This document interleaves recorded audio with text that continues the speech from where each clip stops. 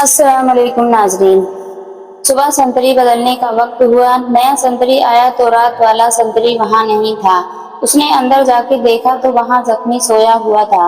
उसके ऊपर कंबल पड़ा हुआ था। उसका मुंह भी ढका हुआ था। नया संतरी बाहर वाले दरवाजे पर जाकर खड़ा हो गया। उसे मालूम था कि अभी जर्राह जख्मी को देखने आएगा और अली बिन सुफियान भी आएगा। उसे ये भी मालूम था कि जख्मी की बहन जख्मी के साथ रहती है और उसके सिवा अंदर जाने किसी को इजाजत नहीं, मगर बहन भी उसे कहीं नजर नहीं आई थी। सूरज तुलू हुआ तो अली बिन सुफियान आया। उसने संतरी से पूछा कि जर्राह आ चुका है या जख्मी को देखकर चला गया है। संतरी ने उसे बताया कि जर्राह नहीं आया, पहले संतरी यहाँ नहीं था और अंदर जख्मी की बहन भी नहीं है।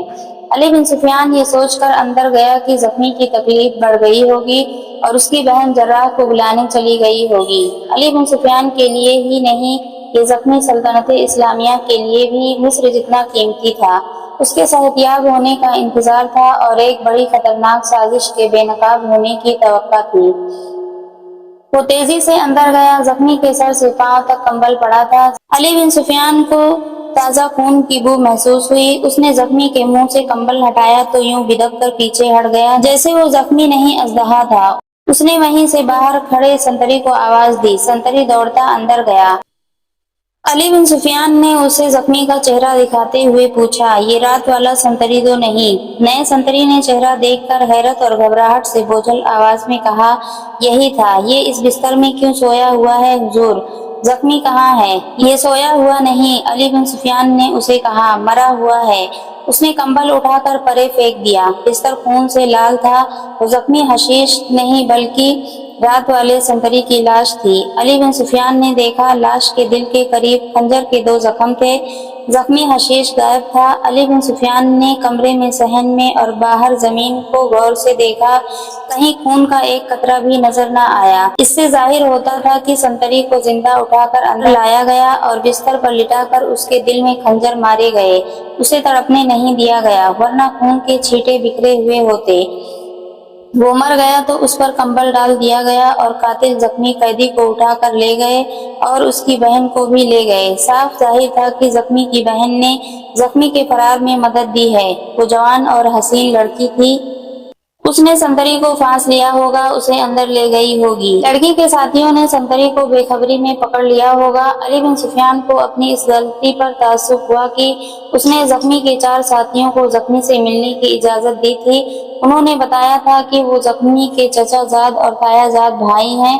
वो अंदर आकर देख गए थे कि यहाँ के हिफाजती इंतजामात क्या हैं। उसे बहन को भी यहाँ रहने की इजाजत नहीं देनी चाहिए थी। उसने ये भी यकीन नहीं किया था कि ये लड़की जख्मी की बहन थी या इस गिरोह की फर्द थी। अली बिन सुफियान को गुस्सा आया और वो अपनी भूल पर पछताया, लेकिन उसने दिल ही दिल में जख्मी और उसके साथियों के इतने कामयाब फरार को सराहा। अली बिन सुफियान जैसे सरागरसा को धोखा देना आसान नहीं था।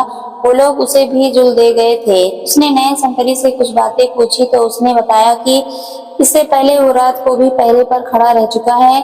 उसने लड़की को जर्राह के साथ उसके घर जाते और रात बहुत देर तक दोनों को वापस आते देखा था। उससे अली बिन सुफियान को शक हुआ कि लड़की ने जर्राह को भी अपने हुस्न जवानी के जेरे असर कर लिया था। अली ने संतरी से कहा कि दौड़ कर जाए और जर्राह को बुला लाए। संतरी के जाने के बाद वो सराग ढूंढने लगा। बाहर गया, जमीन देखी, उसे पांव के निशान नजर आए, लेकिन निशान उसकी मदद नहीं कर सकते थे। जख्मी शहर में तो रोपोश नहीं हो सकता था। एक ही तरीका रह गया था, जख्मी के गांव पर जहां से उसकी बहन को लाया गया था छापा मारा जाए। वो गांव बहुत दूर था। संतरी ने वापस आकर बताया कि जर्राह घर नहीं है। अली बिन सुफियान उसके घर गया। उसके मुलाजिम ने बताया कि जर्राह रात बहुत देर बाद एक लड़की के साथ बाहर निकला था, फिर वापस नहीं आया। इस लड़की के मुतालिक उसने बताया कि पहले भी जर्राह के साथ आ चुकी है और दोनों बहुत देर तक अंदर बैठे रहे थे। अली बिन सुफियान को यकीन हो गया कि जर्राह भी जख्मी के फरार में शरीक है और ये लड़की के हुस्न का जादू का कमाल है। अली ने अपने महकमे के सरागर सानों को बुलाया और उन्हें मुतालिक बताया। वो सब इधर उधर बिखर गए। एक जगह उन्हें बहुत से घोड़ों के खुरों के निशान नजर आए। इर्द गिर्द के रहने वालों में से 3-4 आदमियों ने उसे बताया कि रात उन्होंने बहुत से घोड़े दौड़ने की आवाजें सुनी थी। सरागर शाह खुरू को देखते शहर से निकल गए, मगर आगे जाना बेकार था। रात के भागे हुए घोड़ों को अब खुरे देख कर पकड़ना किसी पहलू मुमकिन नहीं था। उन्हें सिर्फ इतना पता चला कि मकरूर इस सिमत को गए हैं। अली बिन सुफियान के करने का काम अब यही रह गया था कि कायम मकाम अमीर मिस्र तकीउद्दीन को इत्तला दे दे कि जख्मी हशीश को उसके साथी अगवा करके ले गए हैं। उसे ये ख्याल भी आया जख्मी ने राज की जो बातें बताई थीं वो बेबुनियाद थीं और उसने अपनी जान बचाने और फरार का मौका पैदा करने के लिए ये चाल चली थी। तो सुल्तान अयूबी को भी और अली बिन सुफियान को भी उल्लू बना गया था। आधा दिन गुजर गया जब अली बिन सुफियान तकीउद्दीन को इत्तला देने के लिए चला गया। उस वक्त उसका जख्मी कैदी, जो खड़ा होने के काबिल भी नहीं था, काहिरा से बहुत दूर एक वीराने में पहुंच चुका था, मगर वो जिंदा नहीं था। जर्राह के हाथ पांव बंधे हुए थे और वो एक घोड़े पर बेजान चीज की तरह पड़ा था। उसकी टांगें घोड़े के एक तरफ, ऊपर का धड़ और बाजू दूसरी तरफ थे। रात भर वो इसी हालत में रहा था। सुबह का उजाला साफ नहीं हुआ था जब घोड़े रुके। जर्राह की आंखों पर पट्टी बांध दी गई। उसे पट्टी बांधने वाला आदमी नजर नहीं आ सका क्योंकि उसका सर नीचे था। पट्टी बंध जाने के बाद उसके पांव खोल दिए गए और उसे घोड़े पर बिठा दिया गया। उसके हाथ बंधे रहे। उसके पीछे एक आदमी घोड़े पर सवार हो गया और घोड़े जरा से आराम के बाद फिर चल पड़े। उसे इतना ही पता चल सकता था कि उसके पीछे चंद और घोड़े आ रहे हैं और सवार आहिस्ता आहिस्ता बातें कर रहे हैं। घोड़े चलते गए और सूरज ऊपर उठता गया। फिर जर्राह ने महसूस किया कि घोड़ा चढ़ाई चढ़ रहा है। थोड़े थोड़े फासले पर दाएं या बाएं मुड़ रहा है, नीचे उतर रहा है। उससे वो अंदाजा कर रहा था कि ये इलाका टेलों और खाइयों का है। बहुत देर बाद जब सूरज सर पर आ गया था, उसे पीछे से बुलंद आवाज सुनाई दी, जिनसे उसे पता चला कि कोई सवार गिर पड़ा है। उसका घोड़ा रुक गया और पीछे को मुड़ा।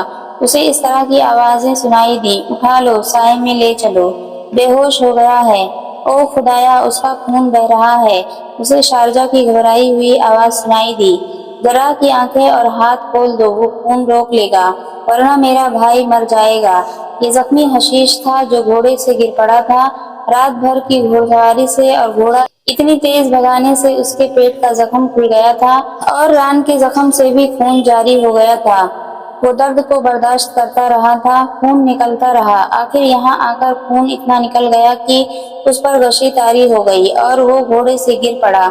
उसे उठाकर एक टेले के साए में ले गए। उसके मुंह में पानी डाला, लेकिन पानी हलक से नीचे न गया। उसके कपड़े खून से तर हो गए। जर्राह की आंखें खोल दी गईं और उसे कहा गया कि वो इधर उधर न देखे। उसने अपनी पीठ में खंजर की नोक महसूस की। वो आगे आगे चल पड़ा। टेले के दामन में जख्मी पड़ा था और शारजा उसके पास बैठी थी। उसने जर्राह से कहा, खुदा के लिए मेरे भाई को बचाओ। जर्राह ने सबसे पहले जख्मी की नब्ज पर हाथ रखा। उसके लिए हुक्म था कि वो इधर उधर न देखे। वो बैठ गया था और जख्मी की नब्ज देख रहा था। उसकी पीठ में खंजर की नोक चुभ रही थी। जख्मी की नब्ज महसूस करके वो तेजी से उठा और पीछे को मुड़ा। उसके सामने 4 आदमी खड़े थे, जिनके चेहरे सियाह नकाबों में थे। उनकी सिर्फ आंखें नजर आती थी। उनमें से एक के हाथ में खंजर था। जर्राह ने गुस्से से कहा, तुम सब पर अल्लाह की लानत बरसे। तुमने इसे बचाने के बजाय उसकी जान ले ली है। तुम सब इसके कातिल हो। ये मर चुका है। हमने इसे चारपाई से हिलने भी नहीं दिया था और तुम इसे घोड़े पर बिठा कर लाए। उसके जख्म खुल गए और जिस्म का तमाम खून जाये हो गया। शारजा भाई की लाश पर गिर पड़ी और चीखें मार मार कर रोने लगी। निकाब पोशों ने जर्राह की आंखों पर पट्टी बांध दी और उसे वहां से कुछ दूर ले गए। लाश घोड़े पर डाल दी गई और काफिला फिर रवाना हो गया। जर्राह को शारजा के रोने और चिल्लाने की जिगर सोज आवाज सुनाई देती रही। जर्राह के घोड़े पर जो सवार था, उससे जर्राह ने कहा कि ये जख्मी बिल्कुल ठीक हो सकता था, मगर तुम लोगों ने उसे मार दिया। उसे कोई सजा न मिलती। सवार ने कहा, हम इसे जिंदा रखने के लिए नहीं लाए थे। हमने दरअसल वो राज अगवा किया है जो उसके पास था। इसके मर जाने का हमें कोई गम नहीं। हम खुश हैं कि तुम और तुम्हारी हुकूमत इस राज से बेखबर है जो उसके सीने में था। नाज़रीन हज़रात, वीडियो पसंद आए तो लाइक करें, नए हैं तो चैनल को सब्सक्राइब करें और बेल आइकन को जरूर दबा लें ताकि आने वाली हर वीडियो आप तक पहुंच सके। शुक्रिया।